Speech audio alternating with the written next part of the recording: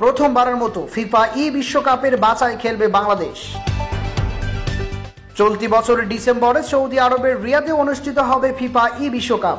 এর আগে football console, mobile ও rocket লিগে 3 বিভাগের বাছাই অনুষ্ঠিত হবে অক্টোবরে। প্রথমবারের মতো এই টুর্নামেন্টে অংশগ্রহণ করবে বাংলাদেশ ফুটবল দল। সেই লক্ষ্যে খেলোয়াড় বাছাই করতে যাচ্ছে বাংলাদেশ ফুটবল ফেডারেশন বা ফুফে।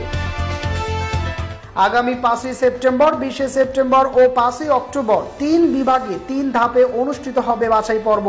এখান থেকে বাছাইকৃত প্রার্থীরা বাংলাদেশের হয়ে প্রতিনিধিত্ব করবেন এশিয়া ইস্ট ও ওশেনিয়া অনলাইন রিজিওনাল কোয়ালিফায়ার। সেখান থেকে কনসোল বিভাগে 3 দল ও মোবাইল বিভাগে 4 জন খেলোয়াড় সরাসরি টিকিট পাবেন রিয়াদে অনুষ্ঠিত ফিফা বিশ্বকাপে খেলার। রোববার সংবাদ সম্মেলনে বাফুফের সভাপতি তাবিদ আউয়াল বলেন, আমরা আরেকটা যাত্রায় পা দিলাম, সেটা হলো স্পোর্টস। সব খেলা স্পোর্টস এর আওতায় পড়ে। আমরা শুধু ফুটবল নিয়ে কাজ করব। আমরা আশাবাদী অন্যান্য দেশ যেভাবে স্পোর্টস এর মাধ্যমে ফুটবলে এগিয়ে যাচ্ছে, বাংলাদেশও সেভাবে তাল মিলিয়ে এগিয়ে যাবে।